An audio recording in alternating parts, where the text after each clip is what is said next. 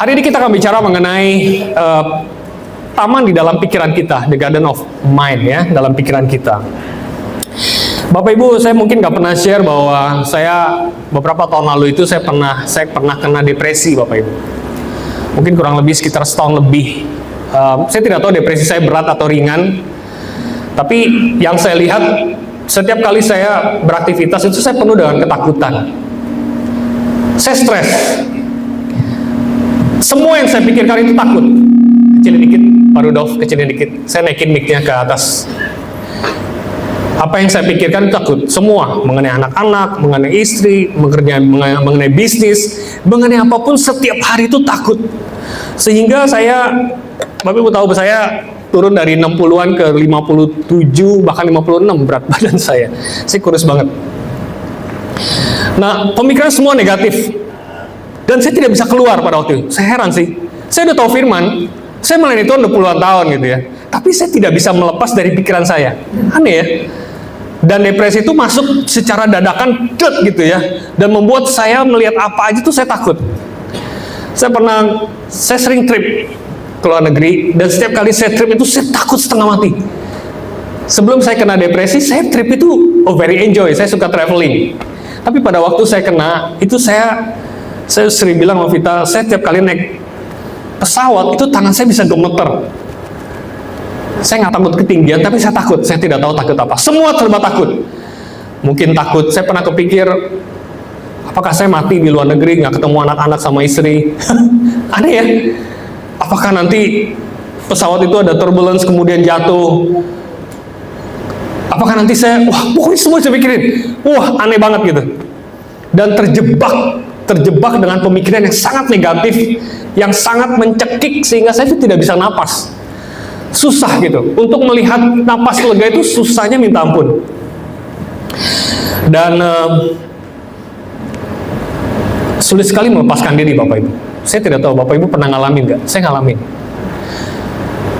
Dan ternyata kalau saya baca Alkitab, ternyata bukan saya aja pernah ngalamin, Pak Wiri juga ngalamin. Kemudian dia juga hamba-hamba Tuhan di Alkitab juga ngalamin. Contoh misalnya Daud, si pemazmur ya, Daud ya tahu ya.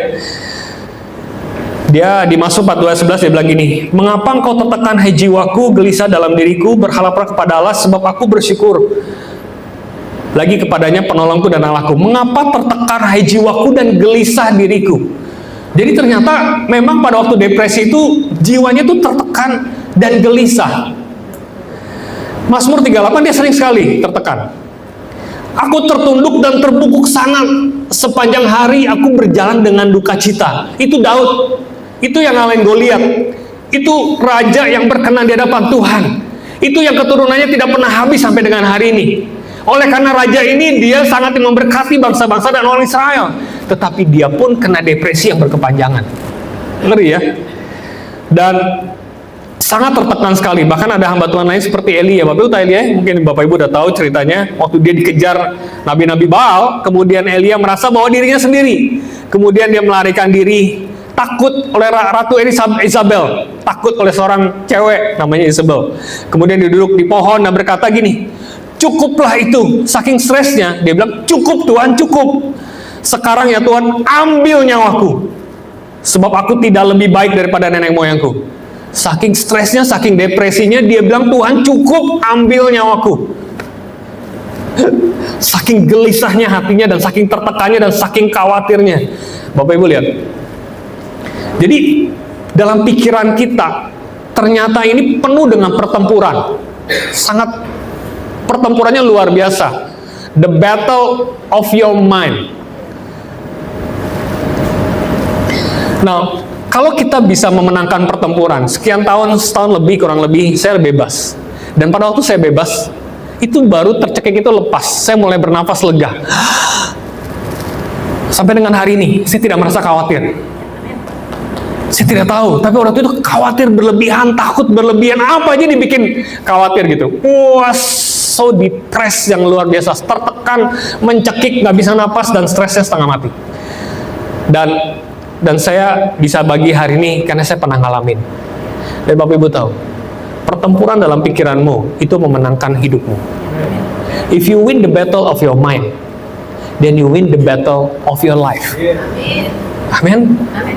So, ketika kita bisa memenangkan pikiran, kita bisa menangin pikiran, maka kita bisa memenangkan hidup. Kalau kita bisa memenangkan pikiran, maka kita akan sembuh. Amin. Pada waktu kita memenangkan pikiran, maka kita bisa lepas dari keterikatan. Pada waktu kita memenangkan dalam pikiran kita, maka kita lepas dari kecanduan. Pasti. Pertempurannya begitu sengit. Bagaimana caranya?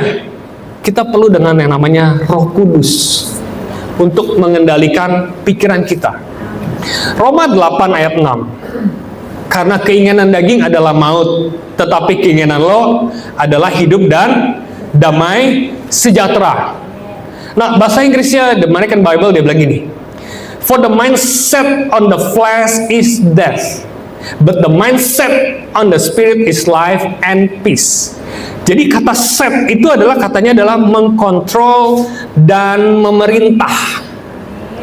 Nah, kalau saya baca dengan kata mengkontrol dan memerintah, jadi gini, hidup pikiranmu dikontrol atau diperintah oleh daging, musuh, kehendak, nafsu, keinginan, semua yang enak. Kalau hidupmu dikontrol oleh daging, maka akan mengalami maut. Tetapi kalau hidupmu diset, dikontrol, dan diperintah oleh Roh Kudus, maka kita akan hidup dan akan mengalami damai sejahtera. Amin.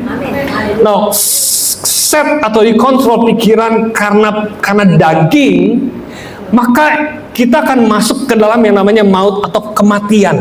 Apapun yang kamu pikirkan hari ini, selama itu dipikirkanmu oleh diset dan dikontrol oleh daging, maka akan mengalami kematian. So, nggak heran kalau keluarga yang di hidupnya itu dikontrol oleh kedaginganmu, maka pernikahannya itu akan mati. Dalam bisnis juga sama. Kalau bisnis itu dikontrol oleh kedagingan nafsu yang pengen cepat kaya dengan cara yang aneh, yang tidak benar, maka dia akan membawa maut, maka bisnismu akan mati. Tetapi kalau kita rubah semuanya, diset, dikontrol oleh Roh Kudus yang tinggal dalam hidup kita, maka hidupmu akan menjadi lebih hidup, keluargamu akan hidup, bisnismu akan hidup, pelayananmu juga akan hidup. Bukan cuma hidup, ditambahin damai sejahtera. Amin. Hidup yang dikontrol daging, dia hanya 4 kotak yang kelihatan hari ini. Yang kelihatan itu daging. Tetapi kalau hidupmu dikontrol oleh Roh Kudus, maka hidupmu tidak dibatasi oleh apa yang kau lihat. Itu yang disebut dengan hidup supranatural. Hidup yang supranatural itu adalah hidup yang di luar dari kedaginganmu. Artinya apa? Semua lingkungan yang terjadi, semua yang terjadi hari ini di depan matamu, itu tidak mempengaruhi hidupmu hari ini. Amin. Apapun yang terjadi dalam hidupmu hari ini, waktu masalah, beban berat, ada tembok di depan, kamu nggak bisa punya jalan keluar, damai sejahtera dan hidup itu akan tetap ada selama hidupmu dikontrol oleh Roh Kudus. Amin. Tidak dikontrol lingkungan sekitar. So, bagaimana caranya kita bisa dikontrol oleh Roh Kudus? Bagaimana caranya memenangkan pikiran hidup kita? Ingat, pikiran kita berubah, hidup kita berubah. Katakan sama-sama, pikiran saya berubah, hidup saya berubah. Nah, bagaimana caranya? Caranya adalah stop pikiran musuh yang ada dalam pikiran kita. Ganti oleh firman Tuhan. Nah, pada waktu kita mulai stop, maka kemenangan sudah terjadi. Pasti, kemenangan sudah terjadi. Pada waktu kita tidak bisa berpikir firman Tuhan, kita tahu firman, tetapi pada waktu kita tidak bisa shifting, bicara mengenai firman Tuhan, masuk ke dalam pikiranmu, maka kita belum menang, walaupun kita tahu kebenaran. Tetapi pada waktu kita stop kontrol kedagingan kita, dan mulai shifting mengenai firman Tuhan, maka di situ kemenangan mulai terjadi. Filipi 2 ayat 5, dia bilang gini, hendaklah kamu dengan hidupmu bersama menaruh pikiran. Hidupmu menaruh pikiran dan perasaan yang terdapat juga di dalam Kristus. So if you set your mind, kalau kita set kontrol dan perintah pikiran kita berdasarkan pikirannya Tuhan Yesus, berdasarkan perasaannya Tuhan Yesus, maka di situ letak kemenangan hidupmu. Semakin sedikit kita berpikir ke kedagingan, dosa, keburukan, ketakutan berlebihan, semua yang jahat yang kita pikirkan, dan kita mulai ganti dengan pemikiran dari firman Tuhan, maka hidupmu mulai mengalami kemenangan. Bagaimana caranya? Salah satunya adalah hafal firman Tuhan. Nah, hafal firman Tuhan buat saya berat. Saya ngomong apa adanya, tapi saya mencoba menghafal. Oleh karena itu Vita selalu nanya, Tom, lu nggak mau S2? Boro-boro S2, hafalin firman Tuhan aja nggak bisa-bisa. Susah. Tetapi firman Tuhan itu ada dalam hati saya. Saya nggak tahu Lukas berapa lah, Efesus berapa, saya nggak tahu. Saya jarang banget bisa ngafalin. Tapi saya ngerti firman Tuhan. Ya, itu kelemahan saya. Jadi Bapak Ibu harus tahu bahwa saya nggak bisa hafal, sehingga SMA aja saya ranking 1 dari belakang karena nggak bisa hafal. Tapi nggak apa-apa, itu sudah lalu. Oke, nah sekarang bagaimana caranya? Lihat saya, perhatikan baik-baik. Pikiran kita ini seperti garden atau taman atau kebun. Nah, kalau taman atau kebun itu luas tamannya, luas kebunnya, kita tidak bisa kontrol benih yang datang dalam taman kita, betul nggak? Ada burung yang lewat, kemudian dia lepas benihnya masuk ke taman kita. Ada angin yang lewat, tiba-tiba ada benih jatuh di taman kita. Ada apa aja masuk, itu bisa bawa benih. Nah, kita nggak tahu benihnya itu baik apa jahat. Kita tidak bisa kontrol, betul nggak? Kita tidak bisa kontrol benih yang jahat itu masuk ke dalam pikiran kita. Baik sosial media, mungkin tetangga ngomongin kita, mungkin ada orang di kantor negatif sama kita. Kita bisa nggak kontrol mereka jangan ngomong? Lu diam, lu mingkem lu, gitu. Kita bilang, lu jangan ngomong lu. Nggak bisa. Mereka ngomong apa adanya. Sosial media, semua itu masuk ke dalam pikiran kita. Tetapi sebagai tukang kebun, kita punya kuasa untuk membuat pertumbuhan benih mana yang kita mau bikin tumbuh. Setuju nggak? Setuju ya? Kita punya kuasa. Nah, saya mau gini. Pada waktu ada benih-benih masuk ke dalam pemikiran kita, kita ini yang punya pikiran, kita punya responsible, kita punya tanggung jawab untuk memelihara benih mana yang kita mau pelihara, benih mana yang kita mau matiin. Saya mau kasih tahu Bapak Ibu, memang tidak mudah untuk shifting dari pemikiran jahat ke pemikiran Allah, firman Tuhan. Enggak mudah loh. Saya udah tahu firman Tuhan pada waktu itu. Saya ngerti banget. Saya ngerti bagaimana mendapatkan damai sejahtera. Tapi nggak mudah. Nah, sekarang bagaimana caranya? Bagaimana caranya kita shut down itu, kita tutup, kita bikin silent, kita bikin diem, itu benih yang jahat dalam pikiran kita. Kemudian benih yang baik itu semakin louder, semakin ngomong dalam pemikiran kita. Nah, Roma 12 ayat 2 gini. Janganlah kamu menjadi serupa dengan dunia ini, tetapi berubahlah oleh apa? Pembaharuan budimu, sehingga kamu dapat membedakan mana kehendak Allah, apa yang baik, yang berkenan kepada Allah, dan yang sempurna. Lihat Bapak Ibu, benih pada waktu masuk ke dalam taman pikiran kita, kalau kita kasih makan benih itu, kasih minum air, dan kasih pupuk, maka benih apapun yang kita kasih makan, minum, dan pupuk, maka benih itu akan bertumbuh. Setuju nggak? Setuju ya? Nah, kalau kita mengkonfirmasi apa kata orang yang negatif, kita melihat kondisi dan kita melihat bahwa kita tidak berguna dan tidak bisa apa-apa, kita melihat sosial media yang memang aneh-aneh dan kita berpikir itu confirm, dan pada waktu kita mengkonfirm itu, kita kasih makan benih itu, kita kasih pupuk benih itu, kita kasih air benih itu, maka secara otomatis benih itu akan mengakar dan akan bertumbuh dan makin besar benih yang jahat itu. Nah, kita nggak mau hari ini. Yang kita mau adalah kita kasih makan, kita kasih minum benih yang baik. Betul ya? Supaya itu bertumbuh firman Tuhan. Nah, bagaimana caranya? Jangan kasih makan untuk matiin benih yang jahat itu. Jangan kasih minum, jangan kasih pupuk benih yang jahat itu. So, setiap kali ada masukan benih-benih yang jahat dalam pikiran kita, stop itu.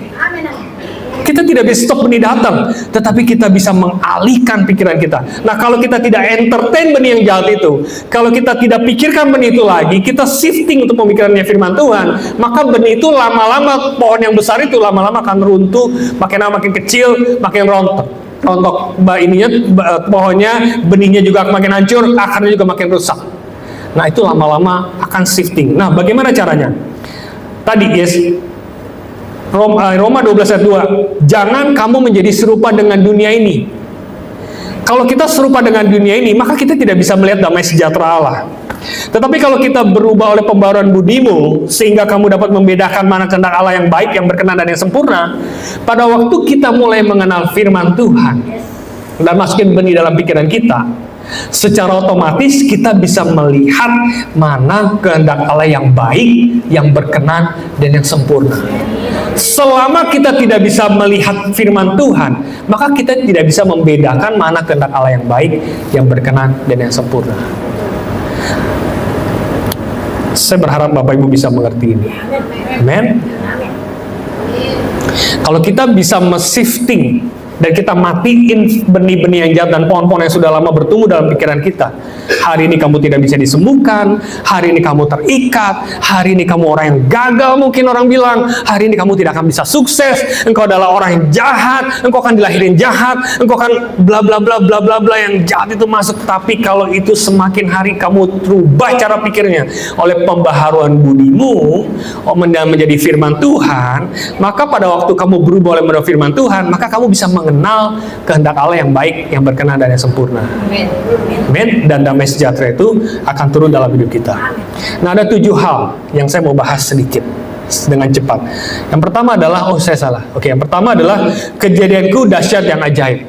Taruh pikiran bahwa hidupmu, kejadianmu dahsyat dan ajaib. Kita tidak bisa dilahirkan secara pengennya kita gitu, tapi Tuhan juga tidak membuat kita lahir acak atau random. Sebab Tuhan punya tujuan.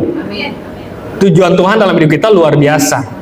Oleh karena itu Tuhan mau kita tahu dan kita mengerti bahwa kejadian kita tuh dahsyat, dan kejadian kita tuh dahsyat dan ajaib. Yesaya 43 ayat 1 bilang gini, tetapi sekarang, beginilah firman Tuhan yang menciptakan kau, hai Yakub, yang membenting kau, hai Israel. Janganlah takut, sebab aku telah menebus engkau, aku telah memanggil engkau dengan namamu, engkau ini kepunyaanku. Dia ngerti Yakub. Nah, saya pengen Bapak Ibu, Yakub, Israel diganti dengan nama masing-masing. Setuju? Dengan louder, dengan suara yang keras. Contoh kayak saya gini, tetapi sekarang beginilah firman Tuhan yang menciptakan kau, hai Thomas, yang membentuk kau, hai Thomas. Janganlah takut, sebab aku telah menebus engkau, aku telah memanggil engkau dengan nama Thomas, dan kau ini kepunyaanku. Nah, kita sama baca sama-sama ya. 1, 2, 3 dengan keras. Tetapi sekarang beginilah firman Tuhan yang menciptakan engkau, hai, yang membentuk engkau, hai. Janganlah, sebab aku telah menebus engkau, aku telah memanggil engkau dengan nama. Engkau ini kepunyaan Tuhan. Beri tepuk tangan buat Tuhan. Kau begitu dahsyat. Amin. Mazmur 139 bilang gini, engkaulah yang membentuk buah pinggangku, menenun aku dalam kandungan ibuku, dan aku bersyukur karena kejadianku dahsyat dan ajaib. Ajaib apa yang kau buat, dan aku benar-benar menyadarinya. Kita sering baca firman ini, tetapi ada satu kata terakhir. Kalau kita tidak benar-benar menyadarinya, maka hidupmu akan biasa-biasa saja. Hidupmu merasa bahwa hidupmu lahir biasa-biasa saja. Tetapi engkau adalah unik dan berharga, engkau begitu luar biasa, engkau begitu mulia, sampai jiwamu benar-benar menyadarinya. Amin. Tommy, kamu tahu bahwa kamu begitu berharga di mata Tuhan? Dia ini begitu berharga di mata Tuhan. Tommy ini disayang Tuhan. Tommy ini ciptaan Allah yang sempurna. Dia lahir seperti ini karena kejadiannya dahsyat dan kejadiannya ajaib. Dan Tommy harus menyadari bahwa kejadianmu dahsyat dan kejadianmu ajaib. Dia dipelihara sampai sama Tuhan. Saya kenal dia udah lama sekali. Saya kenal dia lama sekali. Kurang lebih berapa tahun, Vi? 10 tahun lalu. Saya kesaksian boleh Tommy ya, dikit ya. 10 tahun lalu saya kenal di parkiran. Kemudian dia bawa proposal kepada saya di dalam satu map, dia tulis pakai tangan. Dia ngetik aja susah, tapi dia tulis tangan. Satu proposal. Terus saya baca proposalnya, rapi banget tulisannya. Proposal itu bicara mengenai mau bisnis pulsa ya. Berapa tahun lalu tuh, udah lama banget. Belasan tahun lalu. Berapa tahun lalu? 10. Lewatnya belasan tahun lalu. Tommy. Pakai komputer ya.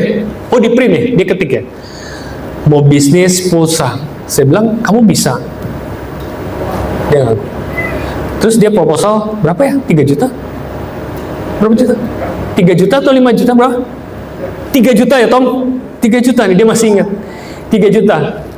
Buat saya bukan dia minjem, saya kasih gitu. Tapi dia proposalnya minjem. Udah lupa saya. Kira-kira berapa tahun kemudian dia balikin berapa? 1 juta ya? 1 juta dulu kasih ke Ricky, dia nggak mau ketemu saya nggak tahu dia nggak mau ketemu saya mungkin. Kasihnya Ricky terus ya, kasih Pak Ricky terus ya. Kemudian di tahun keberapa dia nabur untuk Israel, pakai duit receh, 1 kantong. Terus dia balikin lagi 500.000 lagi. Bapak Ibu tahu tahun berapa ya? Tahun lalu atau 2 tahun lalu? Itu lunas 3 juta. Saya baru kali ini ketemu, bukan baru kali ini lah. Yang saya mau kasih itu bisa bayar. Bukan cuma itu Bapak Ibu. Tahun lalu kita berangkat sama Pak Pinem ke Israel, dia nabur lagi di Israel. Tahun ini saya ke Israel sama Vita, sama Pak Pinem sama Ibu Risna. Dia bawa tentengan, itu duit receh bawa ke Israel. Kita bawa itu duitnya dia ke Israel, kita serahkan ke Tuhan di sana. Dan dia pelihara Tuhan. Sampai dengan hari ini dia dipelihara oleh Tuhan. So nggak heran kejadianmu dahsyat dan kejadianmu ajaib. Tuhan nggak percuma bikin kamu Tom, sebab dia akan menjadi berkat buat banyak orang. Melalui kesaksian saya hari ini, kita diberkati, betul nggak? Saya diberkati oleh karena dia, saya kerja keras. Karena dia aja bisa, saya mesti lebih bisa lagi. Dia tuh survive, dia tidur di jalanan Bapak Ibu. Sebelum kemarin ini dia tidur di jalanan, tetapi dia tidak pernah mengeluh. Malah dia dikasih mau pinjam duit sama saya, Tom kasih buat kamu mandi, buat kamu makan, buat kamu. Gak mau. Pak Ibu kasih, dia gak mau. Ini orang luar biasa. Karena hidupnya kita diberkati Tuhan. Amin. So that's why hidupmu punya tujuan. Yang kedua, setiap dari kita punya tujuan, termasuk Tommy. Semua dari kita punya tujuan. Kita ini buatan Allah, diciptakan dalam Kristus Yesus untuk melakukan pekerjaan baik yang dipersiapkan Allah sebelumnya supaya kita hidup di dalamnya. Jadi kita lahir ini, Tuhan sudah siapkan perbuatan yang baik yang sudah dipersiapkan. Artinya apa? Artinya Tuhan sebelum kamu lahir, Tuhan sudah siapin bahwa Ibu Purba akan melakukan perbuatan yang baik. Tommy akan melakukan perbuatan yang baik. Tuhan sudah siapin. Pak Budi akan melakukan perbuatan yang baik. Amin Pak Budi. Amin. Tanamkan ini. Dan kalau kita melakukan perbuatan baik dan kita punya tujuan, saya percaya kita tidak akan pernah mati muda. Amin.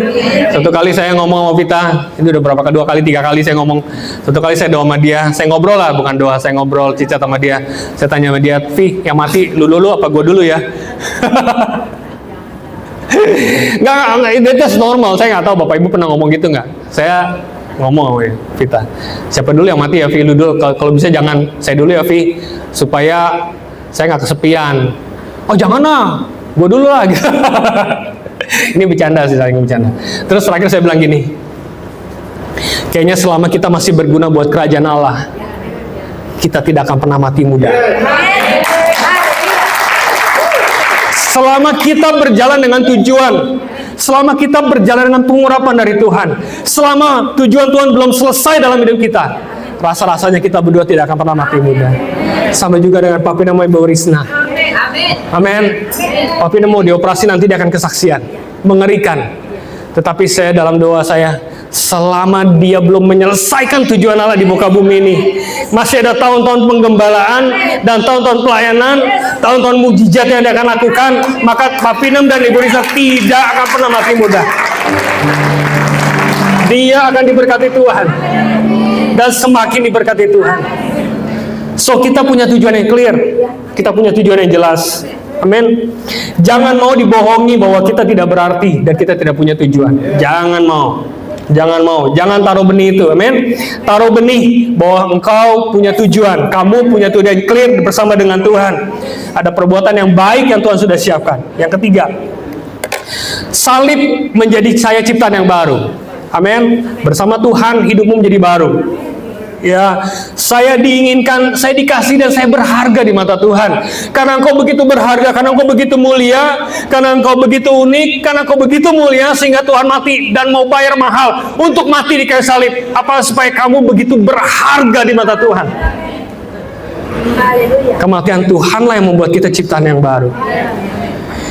Tanamkan ini.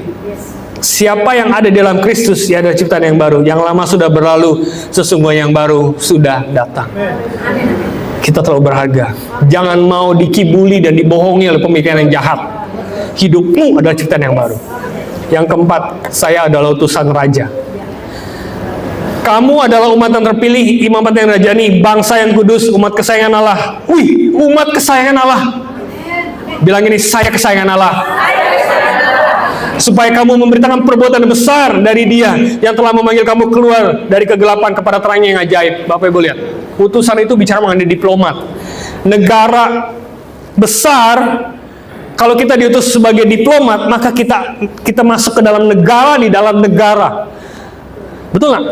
Kalau kita the kingdom of heaven, kerajaan Allah ada di muka bumi, kita bukan berasal dari muka bumi, tetapi kita diplomatnya Allah, maka kita membawa kerajaan Allah, diplomasinya itu ada di muka bumi ini. So, orang yang diutus menjadi diplomat, maka dia dilindungi oleh negaranya. Betul nggak? Kalau kita menjadi diplomatnya Tuhan, kita dilindungi oleh Tuhan. Amin. Gak ada yang bisa touch kita. Tidak ada yang bisa gempur kita. Tidak ada yang bisa nyerang kita, walaupun kita di negara orang lain, walaupun kita di muka bumi ini, dan bumi diserahkan kepada iblis. Saya mau kasih tahu, iblis tidak akan pernah bisa menyerang hidupmu, sebab kita ini adalah diplomatnya Tuhan.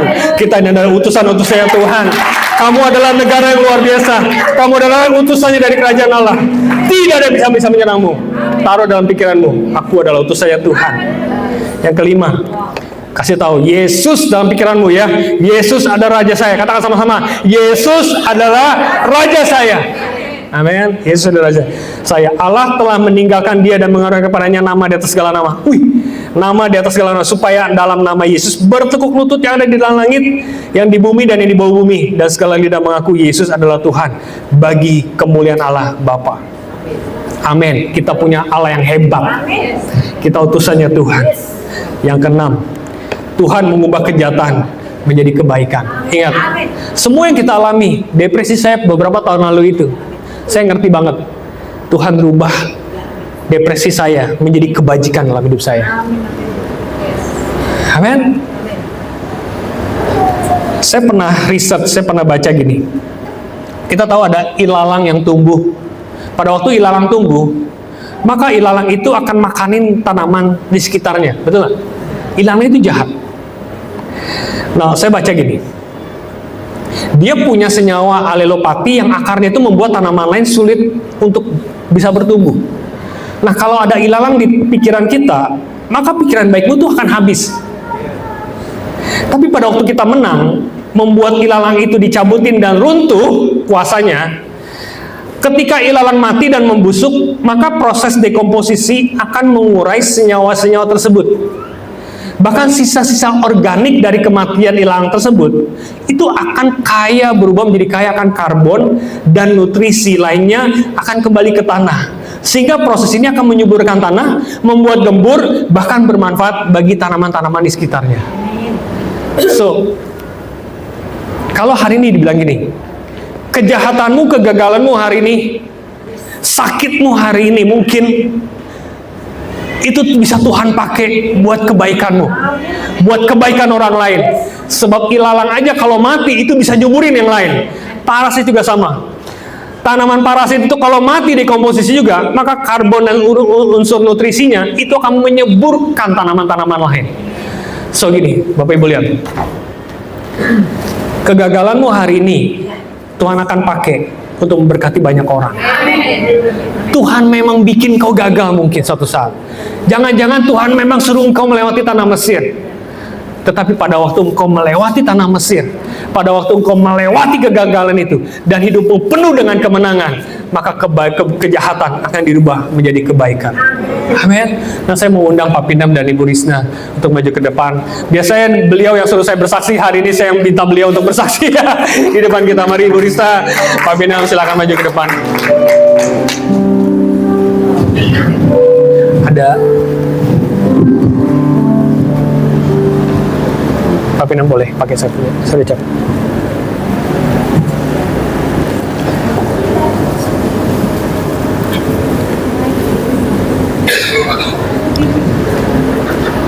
Yang bersaksi istri saya, bukan saya. Shalom Bapak Ibu. Shalom. Kenapa saya yang bersaksi? Karena saya menjadi saksi hidupnya Pak ini. Bagaimana perbuatan tangan Tuhan yang ajaib. Amin. Bagaimana Tuhan menjadi pembela buat Pak Pino, buat keluarga kami. Ya, saya mau menyaksikan apa yang terjadi kepada Pak Pino. Ya, 1 minggu yang lalu, tanggal 7 Oktober. Pak Pino itu dioperasi tiroid Bapak Ibu ya. Kalau tiroidnya dibuang gitu ya, karena ada nodul di tiroidnya gitu seperti itu. Nah, bagaimana Ishak saya orang yang sangat menyenangkan buat kami, keluarga kami, yang telah kami serahkan kepada Tuhan, yang Tuhan menjadi Jehovah Jireh, Jireh bagi kami ya. Nah, bagaimana dia harus mengalami ini Bapak Ibu ya. Kenapa saya harus saksikan? Karena itu yang Tuhan taruh di hati saya ya. Seperti Hizkia Bapak Ibu ya. Nah, waktu kami mengalami pergumulan ini Bapak Ibu, saya sudah menjadi seperti Pak Thomas katakan tadi, iblis selalu, firman Tuhan yang disampaikan oleh Pak Thomas, iblis selalu menyerang lewat pikiran, terutama iblis menyerang melalui pikiran kita. Nah, apa yang saya lakukan setiap kali saya menghadapi pergumulan, menghadapi masalah, gitu ya, Bapak Ibu, saya belajar seperti Maria. Ya, saya menyimpan perkara itu dalam hati, saya merenungkannya untuk dapat saya memahaminya dalam iman.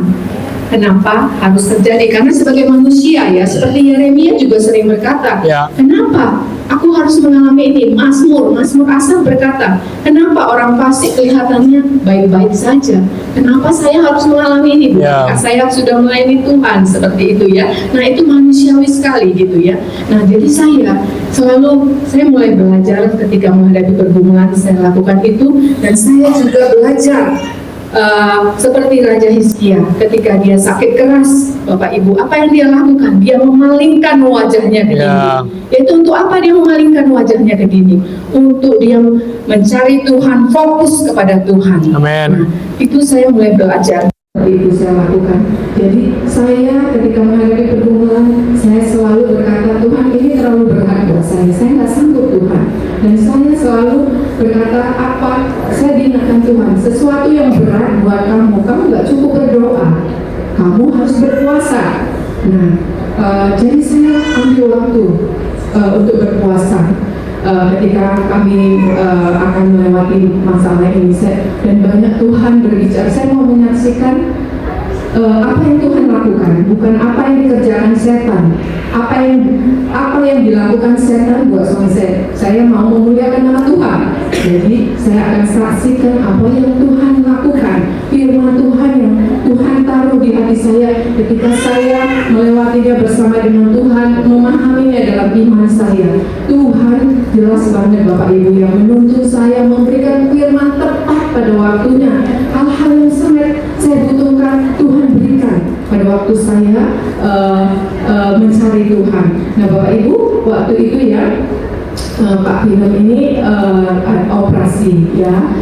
Memang ini setahun yang lalu sudah kejadiannya. Dia ada singkat cerita, saya ceritakan saja dia dioperasi kemarin. Nah, dokter berkata bahwa operasinya akan berlangsung kira-kira 1,5 jam, dan kemudian ada efeknya bahwa dia suaranya akan terganggu gitu ya, seperti itu, dan akan pulih 1 atau 2 bulan kemudian. Tapi Bapak Ibu ya, apa yang diperkatakan dokter, semuanya Tuhan yang menjadi pembela, Tuhan yang berikan yang terbaik. Dan pada waktu Pak Ibu dioperasi, dia hanya perlu waktu 45 menit untuk dioperasi. Dan kemudian apa yang dikatakan dokter bahwa suaranya akan terganggu, karena Bapak Ibu memang ini yang menjadi pergumulan. Kenapa kami khawatir sebagai manusia, kita pasti khawatir, iblis menyerang lewat pikiran, khawatir karena itu posisinya di pita suara. Nah, bila terjadi sesuatu pita suaranya misalnya sudah tidak bisa berbicara seumur hidup, nah ini menjadi satu kekuatan yang besar sebagai manusia. Nah, tapi Tuhan yang menjadi kepala barisan, menjadi penutup barisan bagi kami, melakukan mujizat, semuanya tidak terjadi. Ya, bahkan Pak Binam, apa yang Pak Binam waktu setelah sadar, apa yang Pak Binam lakukan? Salam semua. Jadi waktu itu saya kan baru selesai operasi begitu ya. Operasi terus dibawa ke ruang operasi. Kamu udah siap? Sudah. Lalu menurut saya apa itu? Tapi saya langsung merasa kayak berat semua gitu. Satu juga bilang, Tuhan, aku serahkan untuk jiwa aku waktu dalam tangan. Udah hilang. Saya nggak tahu, tiba-tiba saya tiba-tiba sadar gitu selalu. Saya di mana? Saya bilang, lo pemulihan Pak. Pertanyaan pertama selalu adalah tanya istri saya. Saya bilang seperti kemarin. Istri saya sudah tahu belum? Oh sudah Pak. Baru saya bilang berteriak sama Tuhan. Terima kasih Tuhan, terima kasih Tuhan. Suara saya langsung terang, saudara. Hanya mungkin masih proses pemulihan supaya kali di depan boleh khotbah. Kata dokter ini seminggu bisa khotbah, tapi saya belum berani karena masih agak capek kalau ngomong sebenarnya. Tapi saya melihat ini, pertolongan Tuhan luar biasa. Jadi Bapak Ibu, hari ini kita ada KKR kesembuhan. Tuhan itu bisa menyembuhkan secara natural dan supranatural. Ya, jadi Bapak Ibu, percayalah Bapak Ibu, apapun masalah saudara hari ini, seperti Thomas sampaikan, semua Tuhan ubah. Semua rancangan jahat manusia, semua sakit penyakit, Tuhan ubahkan dari sebuah kebaikan dan tepuk tangan berdoa. Jadi Bapak Ibu ya, memang manusiawi ya, ketika kita menghadapi masalah yang berat, pergumulan, manusiawi ada ketakutan. Oleh karena itu Bapak Ibu, kita perlu puji Tuhan, kami juga mengalami hal yang sama. Tapi puji Tuhan, ada anak orang tua rohani gembala kita, ada anak-anak rohani yang bersama dengan kami, yang mendukung, mendoakan, sehingga kami kuat melewati ini. Jadi dengan penuh kasih, saya juga meminta kepada Bapak Ibu sekalian, ayo mari kita bergabung ke KESA supaya kita mendapatkan orang tua rohani, mendapatkan komunitas saudara rohani yang mendukung kita. Kita nggak bisa sendiri, kita nggak bisa jomblo rohani, kita nggak kuat Bapak Ibu. Tapi ketika ada orang tua rohani, anak-anak rohani yang mendukung, yang mendoakan kita, maka kita kuat, kita bisa melewati setiap persoalan apapun dalam hidup kita. Jadi Bapak Ibu, saya minta dengan penuh kasih, mari bergabunglah pada setiap kersa-kersa yang ada di tempat ini. Ada kersa-kersa, tempat kita bisa untuk membagi hidup kita, tempat kita bisa untuk dikuatkan dan didoakan. Dan Bapak Ibu, dan inilah firman Tuhan yang Tuhan taruh dalam hati saya, mau saya bagi, yang menguatkan saya Bapak Ibu ya. Firman Tuhan berkata bahwa kemalangan orang benar itu banyak Bapak Ibu. Ya, kemalangan orang benar itu banyak. Tetapi Tuhan melepaskan dia dari semua itu. Jadi tidak perlu takut Bapak Ibu. Sekalipun ada pencobaan yang kamu hadapi, silih berganti, tapi Tuhan berkata, Tuhan akan melepaskan semua itu. Dan apa yang Tuhan lakukan buat Pak Pinam, Tuhan juga banyak firman yang Tuhan lakukan, tapi saya mau hanya bagi beberapa. Dan inilah yang Tuhan kasih tahu kenapa Pak Pinam harus mengalami ini. Karena Tuhan ingin membuat Pak Pinam menjadi tanda keajaiban bagi banyak orang.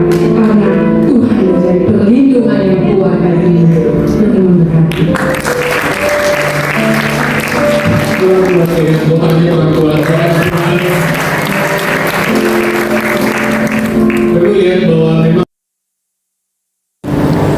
Pinem ini kan suka doain dan sembuhin banyak orang. Dan dia mungkin memang harus ngalamin itu juga. Tapi Tuhan rubah. Amin. Dari kejahatan, dari keburukan, dari sakit, Tuhan ubah, sembuh, sebab dia akan memulihkan banyak orang. Amin. Dan saya melihat suaranya makin lama makin merdu. Mau bikin album ya Pak Pinem? Yang terakhir. Kita ada ceritanya Tuhan, amin. Kita semua di ceritanya Tuhan. Tuhan punya skenario yang clear banget. Tuhan punya film yang clear banget buat kita masuk ke dalam aktor dan aktrisnya Tuhan.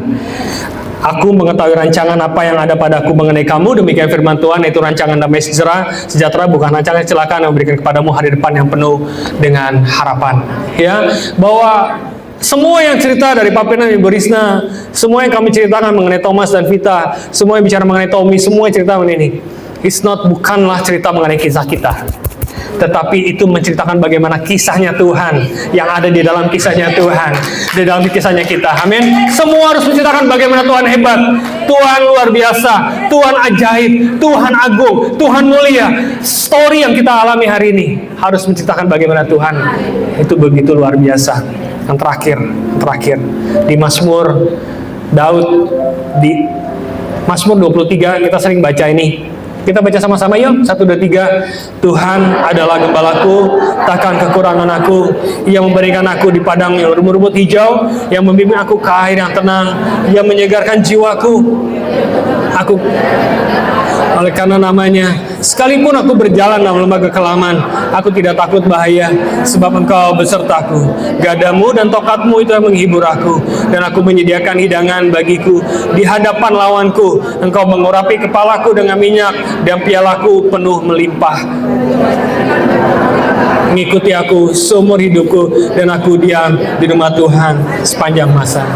Saya mau highlight ada yang warna merah di sini. Dia bilang gini, Engkau menyediakan hidangan bagiku di hadapan lawan-lawanku. Artinya apa Bapak Ibu? Kita ini sedang makan fine dining bersama dengan Tuhan. Ada meja, kita duduk cuma sama Tuhan. Kemudian ada penyakit, ada musuh, ada orang jahat, ada orang yang aneh-aneh mau mengatain kita, yang mengutuk kita, tetapi kita nggak peduli mereka. Amin. Kita cuma duduk di hadapan kita, dan Tuhan siapin hidangan yang luar biasa, jauh lebih enak daripada restorannya Suni. Ini enak banget Sun, ini keren banget, mewah banget, dan kita cuma duduk berdua sama Tuhan di hadapan lawan-lawan, di hadapan penyakit yang menyerang kita, di hadapan kontrak yang kita belum bisa bayar, di hadapan anak-anak kita belum bisa bayar uang sekolah, tetapi Tuhan sedang menyediakan hidangan di hadapan Allah. Saya mau kasih tahu gini Bapak Ibu, jangan biarin musuh itu masuk makan barang-barang kita.